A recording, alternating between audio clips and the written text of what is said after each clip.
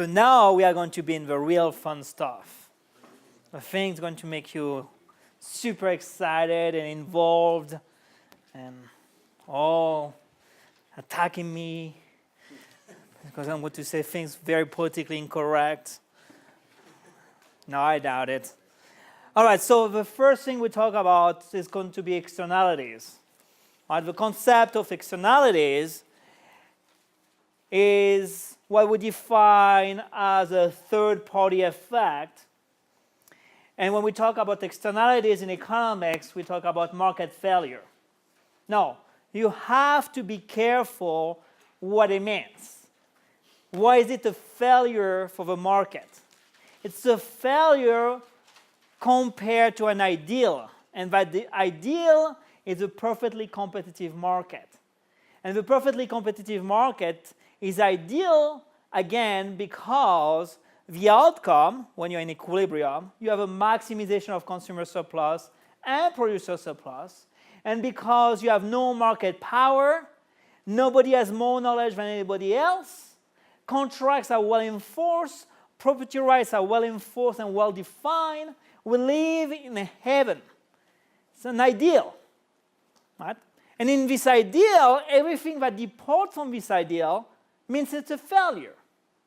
Right? So we are trying to judge the real world compared to some kind of idealistic, imaginary construction that actually does not exist in the real world and cannot ever exist. You cannot live in a world without uncertainty.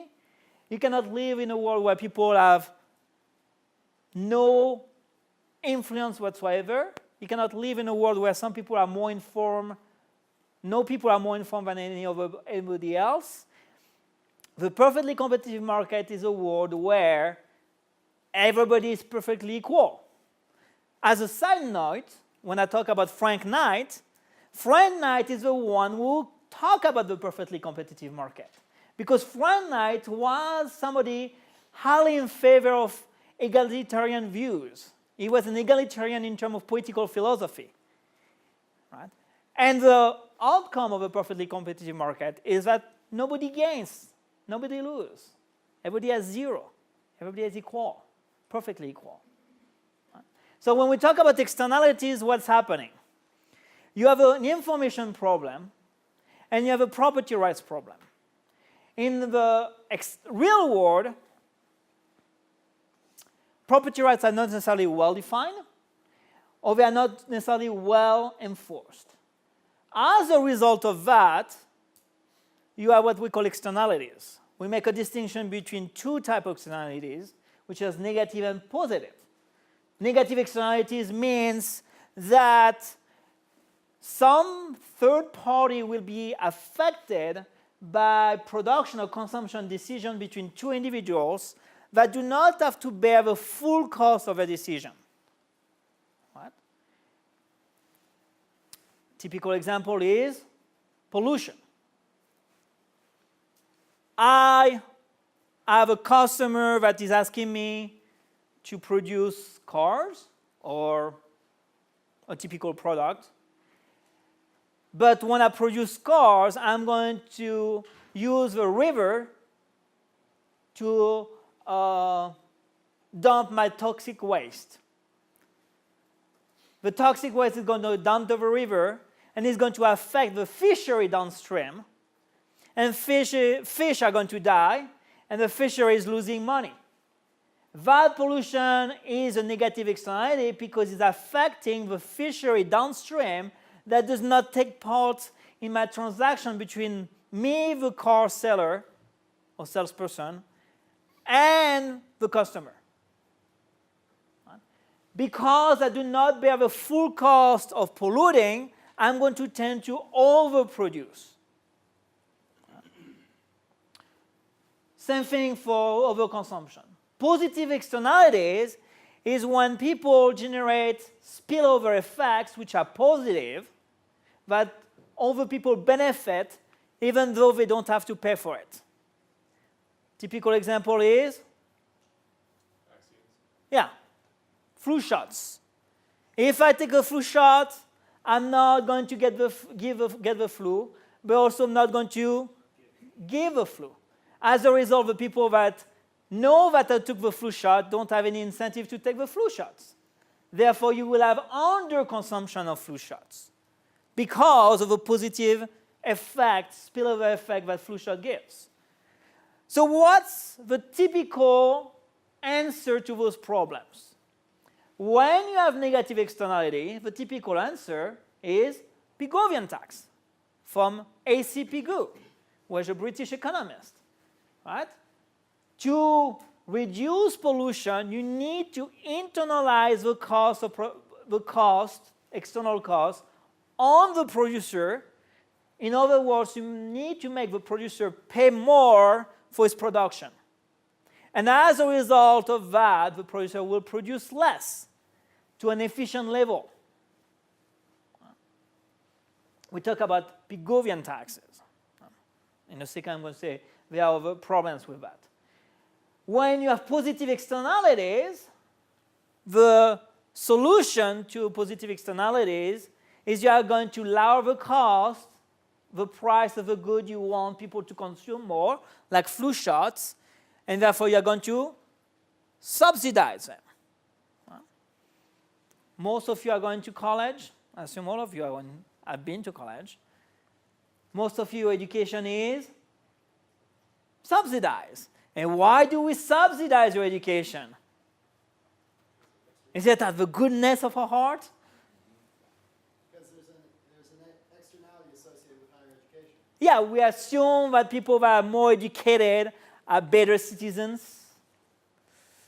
They are more productive members of society. Therefore, they generate what we call a fiscal externality. If you get a higher income, you're going to pay more taxes. As a result of paying more taxes, the government can produce more public goods and correct all those things. It's a fiscal externality, right? That's why we subsidize your education. Now, not wanting to sidetrack too much, true education has a positive externality. The question is all education generating the same type of positive externality? So the question that you should ask me later in the discussion section, if you want to, is that should we subsidize all college education the same level? Does an English major generate as much positive externality to the society that an engineering major? Therefore, should an English major be more subsidized or less subsidized than an engineering major?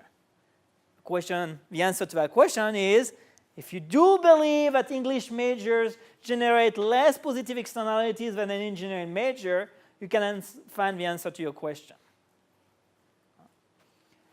The other method to prevent control negative externalities is regulations or mandates. Right? The government is going to impose technology-specific methods. You need to install water scrubs or water filters or technology, or you are going to restrict production. You are not allowed to produce more than X tons of steel or X tons of that to reduce. If you reduce production, you reduce pollution. Remember, pollution only exists because we produce or we consume. Pollution is a byproduct of production or consumption. When you drive a car, you consume driving and you generate pollution. If you don't drive, you don't generate pollution. In that specific case of emissions, right? Now, what are the problems? Well, when it comes to Pigovian taxes, well, you need to hire people to monitor the people that are going to pay their taxes. Right? So you have monitoring cost, right? Whether it's for Pigovian taxes or regulation. But you also face a knowledge problem, which is, hey, how do you know what's the size of externality? How do you know what's the efficient amount of pollution? I mean, the real world doesn't have a supply curve and a demand curve laid out in front of you every day. the amount of knowledge you will need to require to know what exactly is the actual amount, efficient amount of pollution, or the efficient amount of vaccines you must have, is very difficult to assert. Don't want to steal the lecture for tomorrow with Even was talking about, again, socialist calculation debate. It's a knowledge problem. The amount of knowledge that the government will need to be able to assert what is the efficient amount of pollution or the efficient amount of flu vaccines is almost impossible to achieve. Because you will need to know the desires, the needs, the cost of production of every single producer, and you need to know the demand for every single consumers and the preferences. You don't have that capabilities. Now, AC Pigou talk about Pigou-Venn tax. Right?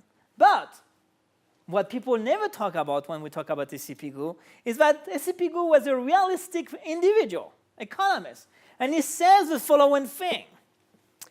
It is not sufficient to contrast the imperfect adjustment of unfettered enterprise with the best adjustment that economists in their studies can imagine. For we cannot expect that any state authority will attain or even wholeheartedly seek that ideal. Such authorities are liable alike to ignorance, sectional pressure, and to personal corruption by private interest. A loud voiced part of their constituent, if organized for vote, may easily outweigh the whole. It's not because I come and I give you that nice graph I'm going to show you in a second and say, hey, this is the efficient amount of production that is going to generate that efficient amount of pollution. That's a nice, beautiful graph on the blackboard I have for you. Right. But the real world is not a blackboard. The real world is dynamic, with people that lie about their preferences, people that lie about their cost of production, people that lie about the technology available. Politicians are not superhuman beings, even though I have my Superman cufflinks. Politicians are not supermen. They don't have superior knowledge that businesses have. And politicians, like businesses, can be corrupt. They are human beings. Right? James Buchanan and Gordon Tullock wrote a famous paper that says polluters' profit and political response during control versus taxes, where they explain why actually business might prefer to be regulated as opposed to tax when it comes to reduce pollution. Even though we know, as economists, those ideal individuals that know the blackboard solution, we know that taxes are more efficient when it comes to reduce pollution. But the real world shows that polluters rather use direct controls than taxes. Only under one circumstance can we expect polluters and the society to prefer to be taxed over being regulated. Only if we expect they are going to have tax cut on the other side, or the tax revenue from the government is going to be redistributed to them. Right? So, I will support a pollution tax as a business or an individual in general, only if I expect my tax are going to be cut somewhere else, or the tax revenue that the government is going to collect, pollution tax is going to collect, is going to come back to me in one form or another. If I don't expect that, I will never support taxes. And therefore, I will lobby the government to get direct controls, where I still can sell my goods at the same price than before, with no incentive to improve cost of productions, etc., etc.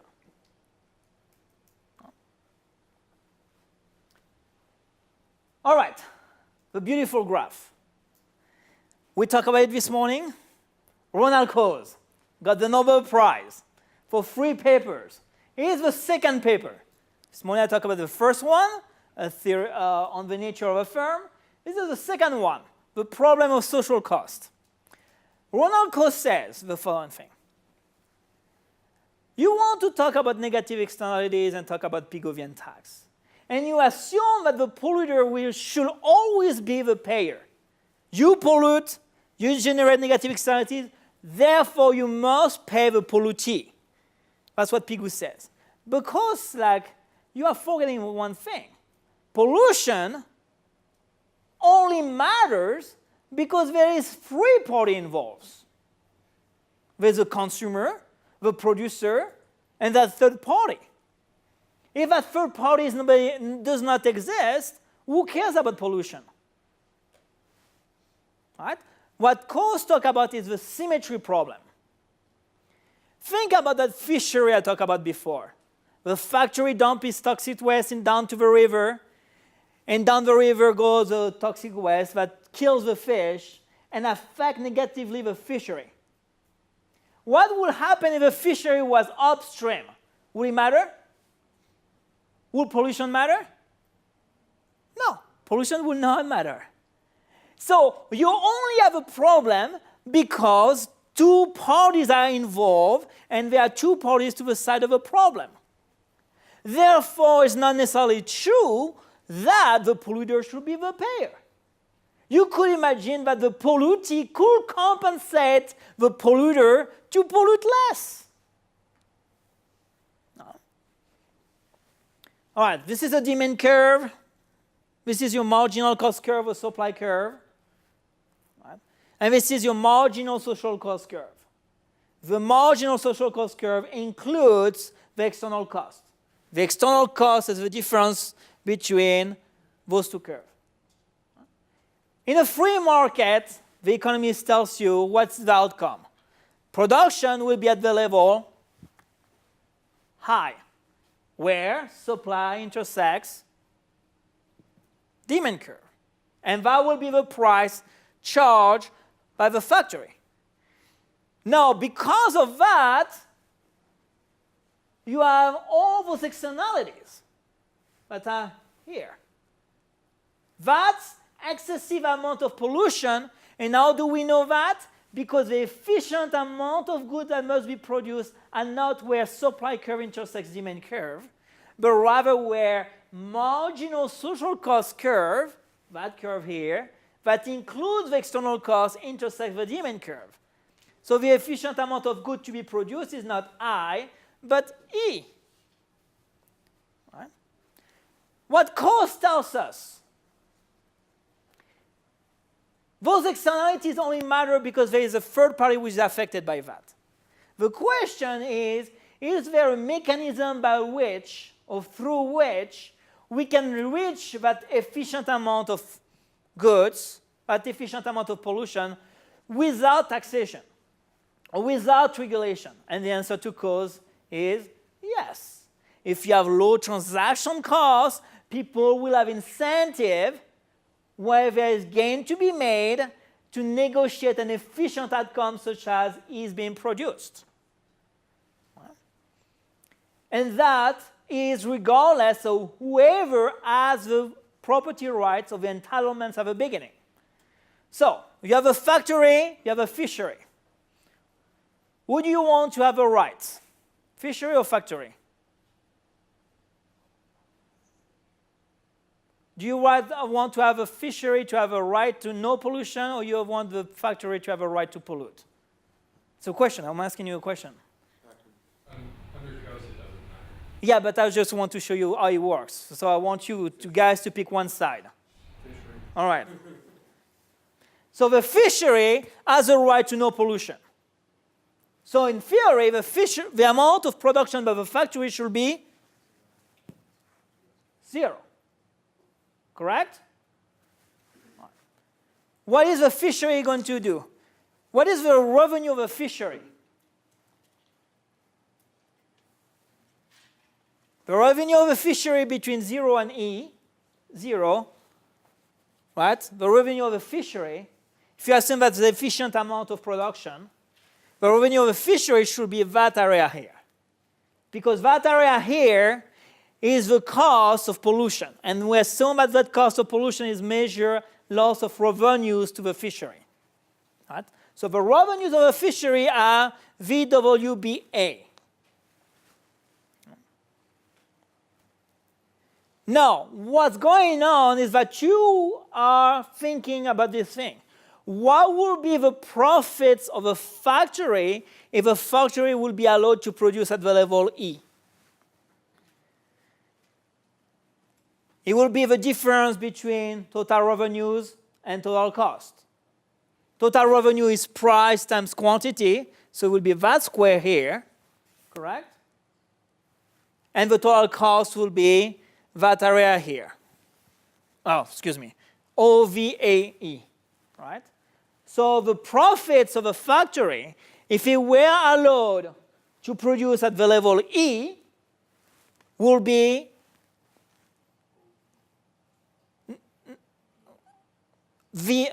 VXBA, right? Now, what you can imagine is that the factory can compensate the fishery to be allowed to pollute. Correct? What will the fishery ask from the factory to be able to allow to pollute? At least the lost profit, the lost revenues. So the minimum the fishery will ask will be VWBA. Correct? That's the amount of profit. But you can imagine that the factory will be willing to pay VNBA to the fishery and still make a profit, which will be NXB or BNX. And is BNX better than 0? Yeah. So because the factory will still make, even though small profit after compensating the factory, the decision that cost tells us is that even though the fishery has a right to no pollution, because there is gains to be made, and the factory will rather make NXB in profits than 0, you can imagine a situation where the factory will compensate the fishery, what do you say, 0 and BA, right?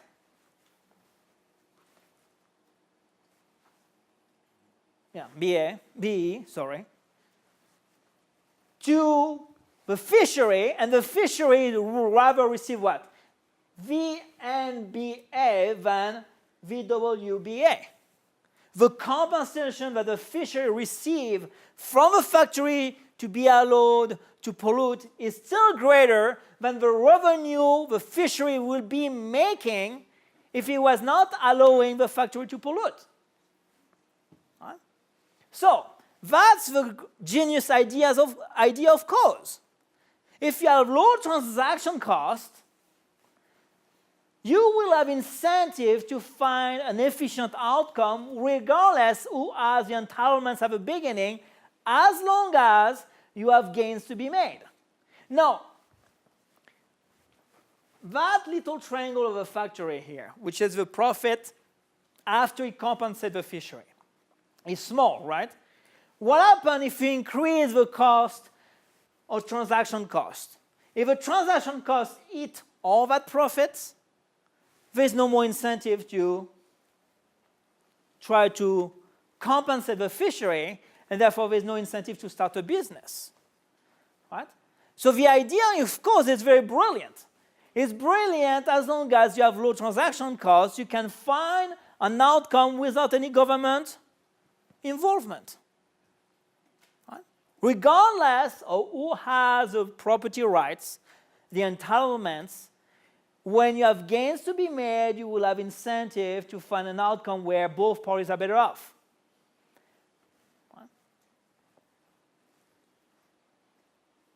Now, there's a lot of negative externalities around here. A lot. Right? You have parties at your house, music loud. Right? Sometimes. So this is a negative externality. How do you correct that? Do you need the government to intervene? Not all the time. Most of the time you are polite and you go to see your neighbor and say, I'm going to organize a party. It's going to be late, it's going to be loud. But if you want to come, sure. Or you can say, hey, do you know what? I'm going to organize a party. Why don't I buy you dinner and you go out while I'm doing my party? Right. So you have a lot of mechanisms, institution, custom manners. You go to a restaurant, you're a smoker, somebody next to you is trying to eat. If you're a polite individual, you are not going to smoke while the person is eating. What? Institutions, manners, customs help us resolve many, many, many types of externalities. Contracts. I bought a condo. I live in a smoke-free building, pretty much. In my HOA contract, it says that the only place I'm allowed to smoke in the building is where? My apartment, my condo. I cannot smoke on the balcony. I cannot smoke on the common premises. Why is that? It's because if I smoke on common premises, I know somebody who is non-smoking. When I signed up my HOA contract, when I bought my expensive condo, when I signed my HOA, I agree by the rules of the contract. I will not be allowed to smoke on the premises, common premises, right? And therefore, because of that, you have much less externalities. You voluntarily sign into this contract, and there's a lot of properties that do that. You agree that, for example, the contract also says that I cannot lift heavy weight after 10 p.m. Why? At the gym. Why cannot I lift heavy weight after 10 p.m.? Why breaks when you throw it to the floor? Yeah, because if I drop them because I'm weak, it's going to make a big noise and it's going to wake up the neighbors. I live on the same floor than the gym. What? Those are custom manners that can be formalized, codified your contract, whether it's your HO contract, your lease, all those things. What do those contracts try to do? Eliminate many, many negative externalities. Right? When it comes to positive externalities, you have contests all the time to stimulate new innovation, new software creation. Netflix had a big contest. What was the contest of Netflix? Netflix contest. Try to develop a software that can guess as best as it can or predict as it can the future, the movie preferences of the customers. So they'll develop an algorithm that based on the historical track of the movies you rented can make recommendation on future movies based by genre, type, etc., etc. There's contests all the time. Private businessmen launch contests all the time to what? To stimulate the production of new knowledge and innovation. Yes, sir. Is there a circumstance that you can think of offhand that you as a market anarchist would say, okay, maybe even for now, we do have to use government for that. That's the best solution available for that scenario. Do you have... I'm an economist, and as an economist, subsidies. I agree on subsidizing education to the extent we subsidize the right type of education, the one that generates the most type of externalities. For example, I don't believe that, and no offense if there are any English majors, I don't believe that somebody who has an English major degree should be as subsidized as somebody who has an engineering degree. Because the spillover effect of an engineer are far greater than the spillover effect of a Shakespeare major. Right? I mean, you understand that there are many people that have degrees that have tiny spillover. My friend Steve Miller wrote many papers about why most education is overrated. You have people that have an MFA in puppeteering, right? I had a former student that got a degree in stone carving. Stone carving. Tell me what is the spillover effect of the stone carver on the society? What is the spillover effect of a puppeteer on the society? How many puppeteers can you find to entertain children? I'm not going to make a bad joke right now.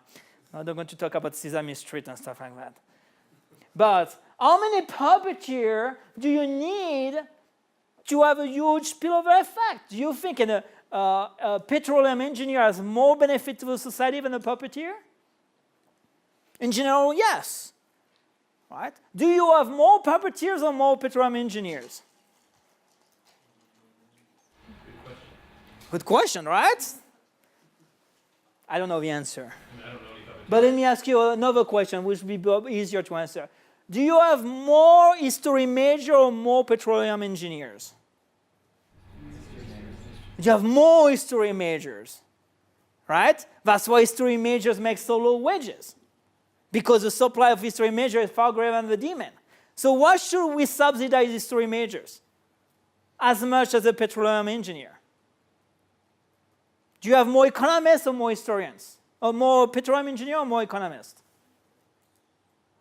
You have more economists. Far too many. That's why my wage is so low. Right? So we should not subsidize economists as much as we should subsidize a physics major or a chemist or a lawyer. Well, I mean, it's too many lawyers, my bad. Remove that statement from lawyers. Thank you. It seems like there's a really massive knowledge problem on knowing how important like a certain field is or a certain major is. And I don't think it's an argument for subsidizing the others more. I think it's an argument for not subsidizing any of them. Because obviously, like, we can think in a lot of ways, while a petroleum engineer might be more beneficial than a history major in a given instance, but we can think in a lot of ways. Also, a petroleum engineer might not be as beneficial as certain kind of more history or English even or philosophy type majors if they have like a large influence on the culture. Because we've been talking about the importance of ideas in society, so obviously that's going to have an impact too. It's just not as obvious. That's a valid point, but let me ask you this. Is that if a young lady wants to say something before? Well, aren't a lot of the benefits that the society would receive from a petroleum engineer, I mean, doesn't he receive those privately based on his income? And Yes, he does. So then why is society, yeah, he's benefiting society in that way, but they're already paying him for that, so it's not really need to be subsidized at all, I don't think. And a lot of Because with the revenues you are going to make, you are going to generate what we call, what Brian Kaplan called fiscal externalities. Because you're a petroleum engineer, but you are on higher demand than in history majors, you are going to make a higher income than history majors, but it also means you are going to pay more taxes. And therefore, those taxes will be used by the society. Therefore, you can imagine that you should be subsidized more so you can get a return on those taxes. But isn't that just pecuniary because they spend that much time longer in school and education to get that, and so the externalities is all evened out? Okay, so I'm not 100% familiar with, when I'm talking about engineering, I'm talking a 4 years degree. Okay. So an engineer 4 years, and British English major 4 years. Okay. Right, the salary of an English major 4 years is much lower than a 4 years engineer degree at the undergrad level. Why is it much higher? Because you have fewer engineers. But they're also going to pay much more taxes than the English majors. But they're also going to produce goods that people might value more. We can dispute the idea that knowing English well is not valuable. But I don't think we can have a discussion about the importance of the English language. I will grant you that. But yeah, you wanted to say something, sorry. I was going to say, also you could make an argument that subsidizing petroleum engineering could cause a negative externality, given the way that pollution regulations are structured, that it's pollution encouraging, so more petroleum engineers is going to cause more pollution, and that therefore subsidizing them would cause negative externalities. You want to answer? Well, I can I have answer. another question. Okay. well, why don't change to civil engineers? People that built roads and bridges. Actually, I think civil engineers make even more money than petroleum engineers. Right? Because they build things that people want. So for example, and not even that, let's talk about an English major versus a math major. English major and math majors are more likely to end up doing teaching. Why do if you look at the teaching licenses in Colorado, why for every 1,000 English and social science majors, history and social science licensure, you have like 3 math? I'm serious. Like, you have 3 math licensures and 1,000 English. You don't need 1,000 English teachers. You need more than 3 math. And you can assume that the positive externality of math, knowing math, is slightly greater, marginally, I say marginally, greater than knowing English, even though being able to communicate English in writing and oral is very important. But I just think there's some obvious comparisons, but most of the comparisons aren't going to be as obvious. And I think that just shows that like there's kind of a knowledge problem in determining. I don't disagree with that, but that's why you use a pricing system as a proxy to measure. So if the salaries of engineers goes down, it means you have too many engineers, therefore you should subsidize less. By the way, I'm not talking about that. It's because I'm brilliant and I thought about it. It's because the state of Florida has discussed that recently about differential tuition depending on the major you are in. The young lady had a question first. Be a gentleman. Don't be French. Kind of in response to what she was saying earlier, how that when, say, engineer should be more subsidized, you were saying that an engineer should be more subsidized than, say, an English major, and then she was saying that what were you saying, that it shouldn't be more subsidized because in the end, once they get their job, they'll be paid more than the English major? We get more private benefit. They'll get more private benefit, and then your response to that was that they would be suffering more because of their tax, which I'm assuming is an income tax you're referring to? They would pay more taxes, yes. Fiscal externality. So in that case, when we're talking, because subsidies are funded by taxes as well, in that case, isn't the whole system of the tax the problem?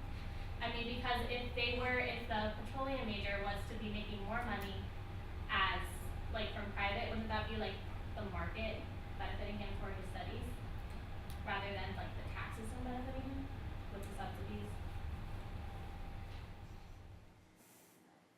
I'm trying to think of the way you asked your question and trying to reformulate it in my mind. Yeah.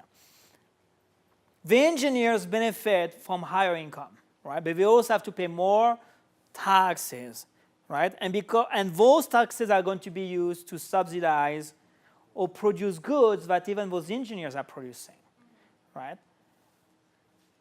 But they have to pay as much tuition as somebody that is going to generate less fiscal externality and have less positive externality on the society.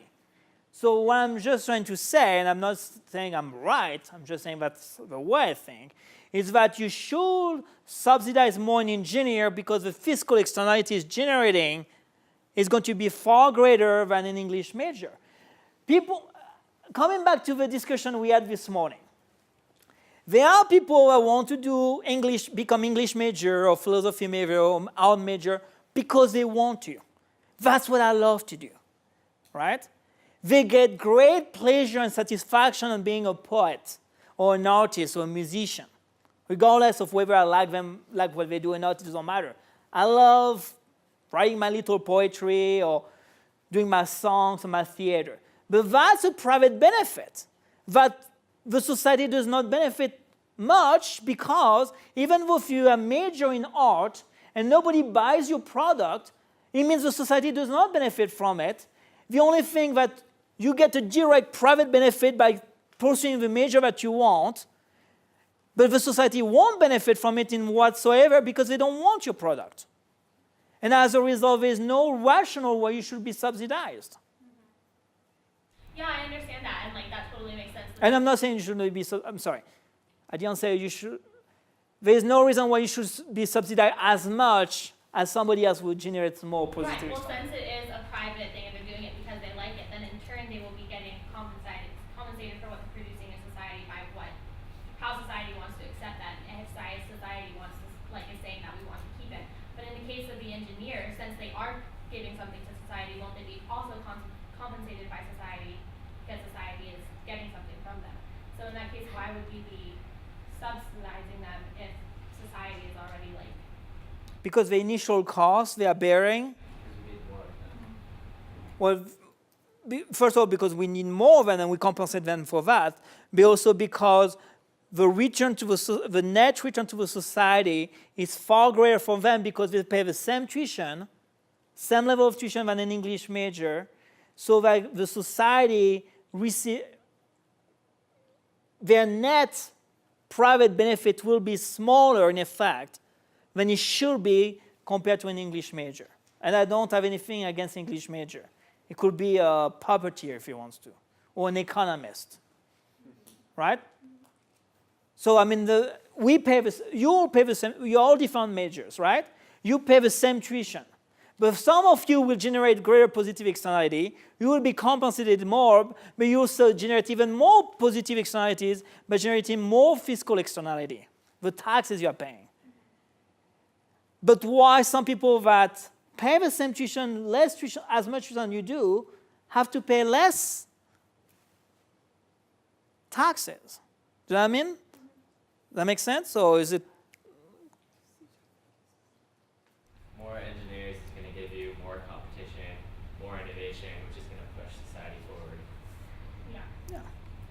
But again, because like we talk about the knowledge problem a gentleman was talking about, if you have too many engineers, the salaries of engineers are going to go down. They won't generate as many externalities, and they will be less subsidized. But wouldn't that be like setting restrictions in order to control the market rather than the market kind of controlling it itself? That's kind of what I was getting at. How do you control the market? Well, by You just want to by encourage, providing incentives for different markets to grow. but you want to provide. So because it's a positive externality, all right? You want to provide incentive to people to do things that we think generate a positive thing to the society. So and it might sound controlling the market, but if you assume there's a role for the government, the original question who was that gentleman? Yeah, that was my question, is what, if there's going to be an intervention that you would be okay with, what would it be? And that was the whole basis. Right, if you want the government to intervene, and the role of the government is to reduce those market failure and steer those markets toward more efficiency, you want to discourage people to take degrees that have much less positive externalities and encourage people to take degrees that have much more positive externalities. It's not a perfect system. Don't get me wrong. I'm not saying we live in an ideal world. I'm just saying if you believe that the government can steer the market to a more efficiency, that's one thing I will accept. Same thing, if I believe a rural government, I will accept more of the government taxing pollution than the government puts regulations.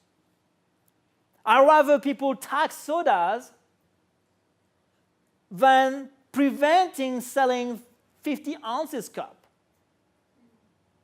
Because I think the taxation system, the pricing system, is more efficient than the regulation system. Because it's much more difficult to go around it. Right? Taxes, you have to pay taxes, regardless of the size of the glass, the tax you have to pay for it. When you change regulation on quantity of your buckets of popcorn you are going to get at the movie theater, well, instead of having one gigantic bucket, you are going to buy 10 mini buckets. Right? You are going to go around because it's much more, it's easier to go around those regulations. Taxation is much more difficult. So if I believe in, and as an economist I should, right? I'm an economist, so if I set aside my political philosophy belief and my questions I have right now, government should be able to tax and subsidize, but you should be able to subsidize different education as you should be able to tax different type of pollution. Because because the whole point of you're saying this is the frustration I've been having is it's not the fact you're not vouching, you're not making the normative assertion that there should be subsidies. You're just saying if you are subsidizing, you shouldn't be subsidizing everybody equally. You should be subsidizing them according to their external benefits. Yes, as an economist, that's the way I'm expressing myself right now. Did I frustrate you? Sorry. It's just the conversation kind of descended into whether we should subsidize anyone in general. That's what it seemed like it was turning to. Oh. Well, as an economist, I would say, yes, you should subsidize depending on the positive externalities, or you should penalize according to the tax. You should tax people that have negative externalities. I believe you should, this is very politically incorrect. I believe you should tax more poor people than you should tax rich people. Because if you tax poor people more, you will give them incentive to work harder to make higher income, so they'll be taxed less.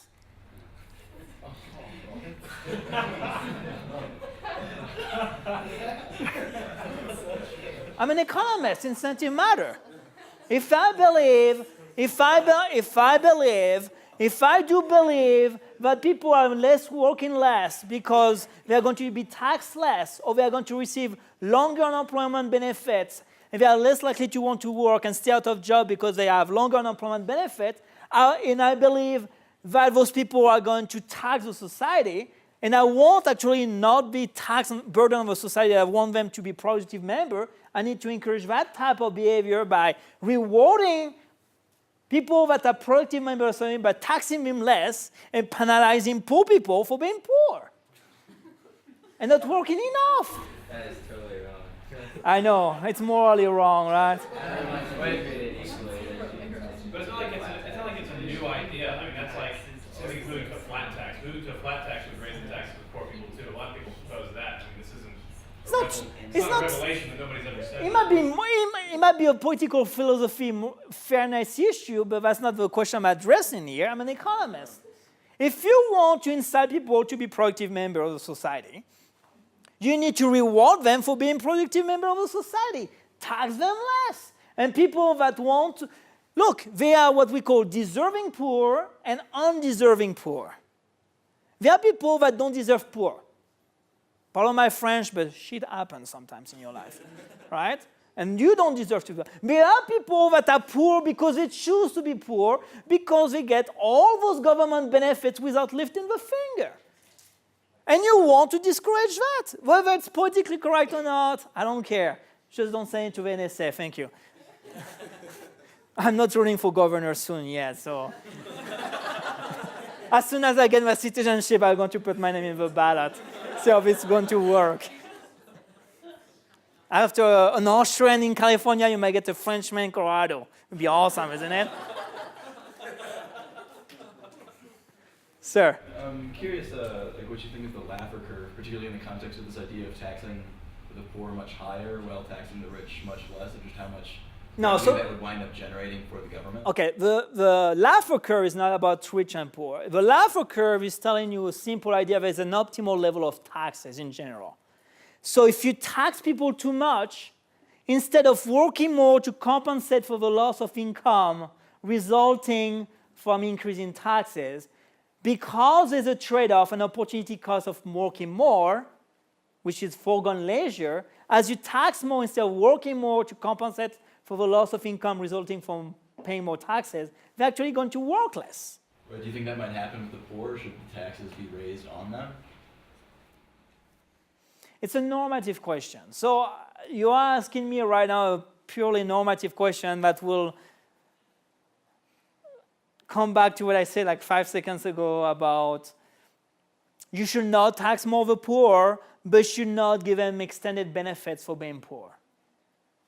You should not extend unemployment benefits, for example, right? Because extending unemployment benefit discourages people to try to seek jobs.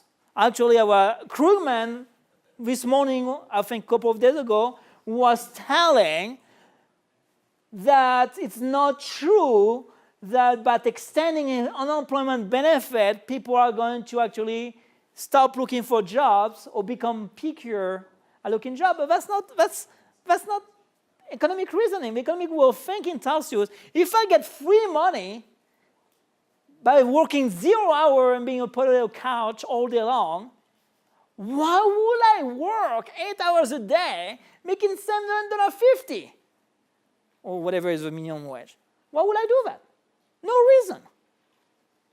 I make $5 an hour doing nothing, or I make $7.75 working 10 hours a day. What are you going to do?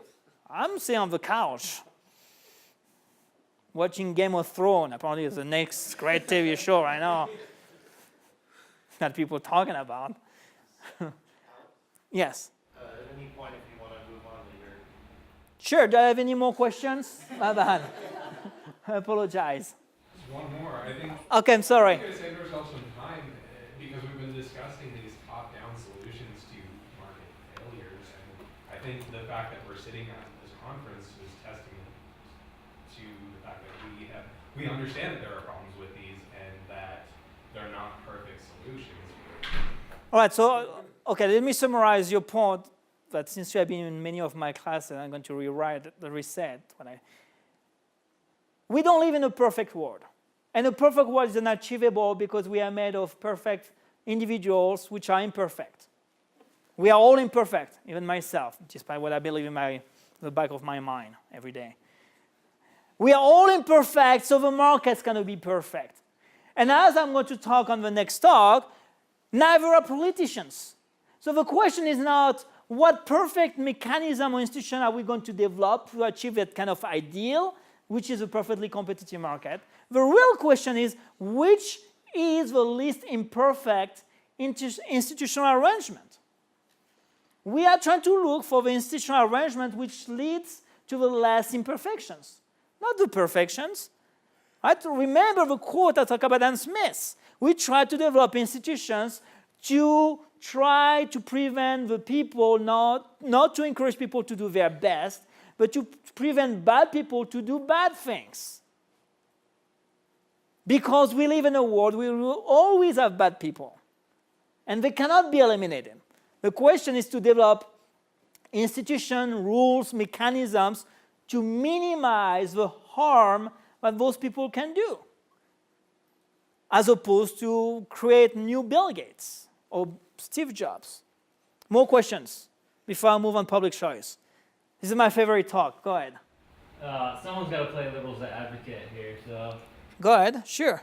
if you analyze education just based on how it impacts GDP, in that kind of system, education would just be job training, be career training, and people wouldn't have a broad education.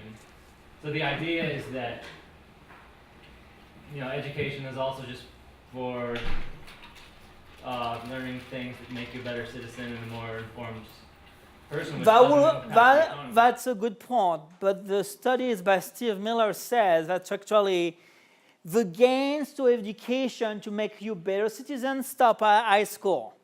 Once you go to college, what college education makes you is more radical in your ideas and often less sociable individuals. Look at me, man. I'm a total radical. But look at your history professor. He's probably a total radical the opposite way. Or your philosophy professors, or even your economics professor.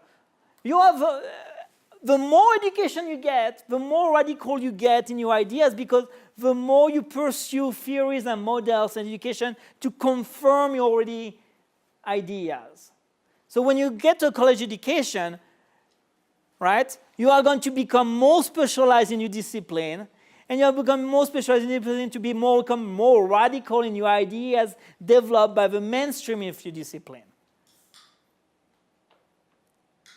So college education, I don't want to come back to the discussion, but really college education brings to you more private benefits than it brings positive externalities.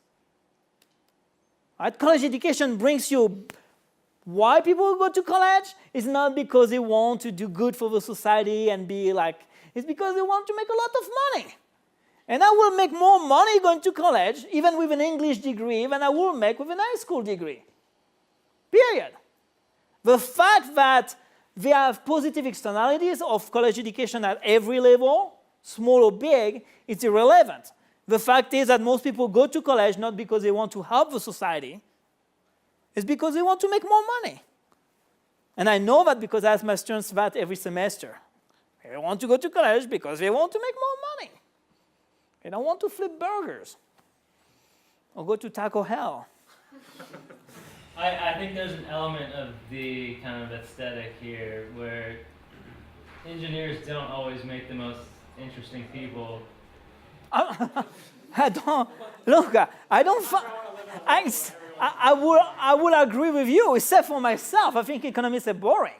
I'm the only guy who's fun and exciting to hang out with. Nobody else is boring. Pfft. Don't hang out with economists. Just hang out with me. I would fund poetry if it made people less boring. Yes. One more for that gentleman, and I'll move on my last favorite topic. Okay, so I was just wondering, on the grounds of its contribution as a positive externalities, it's pretty hard to argue against like police chiefs, firemen, and things like those who never really make much money, and then they end up relying on their pensions and retirement plans. And so when you said raise the taxes on those working poor, I mean, I wasn't considering those who didn't work a day or lift a finger in their lives, but those individuals who put their lives on the line for the overall betterment of our entire society. Would we argue against not raising their taxes, or are we still for raising their taxes so the big corporations can fly jets? I'll tell you my economic argument. I wish the camera was not on right now. Have you seen the salaries of police officers in California or prison guards? Prison guards?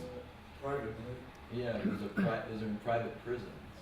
No. Look at the pension system in California and their salaries. Look, that's an anecdote, but if you look at the data, the average salary of the prison guard is $85,000 a year, and the average salary of the traffic officer in California is about $100,000 a year. So no offense to police, because I don't want to offend people that have police officers in family. But $100,000 to give tickets to people is a little bit much money. He's talking about firefighters. They generate positive externalities. That's what we're saying on the basis of positive externalities. Yeah, but it's first of all, they are highly subsidized, right? And they have strong unions that increase their revenue. They have high salaries. They don't have low salaries. That's not correct. But also the argument, you assume that it will be underprovided by the market. And there is no empirical evidence that you will not have private police or private firefighters or private lighthouses. Actually, I think in San Francisco, I think it's Ben Powell, no, it's Stringham who wrote a paper about that. The police in San Francisco is private, or part of it. There's a smaller in San Francisco. Sorry, okay. A private service. The airport in San Francisco, I think it's a private corporation that provides the security as opposed to TSA. So you do have private provision of services, and they are highly compensated by that. But my point was, again, if you want to encourage people to be productive and generate positive externalities, you should reward them for that, not penalize them for that. That's all the point I'm making. Now we can organize in a philosophical discussion about it, and I have no problem with that. I'm an economist right now, at least for 5 seconds. No problem.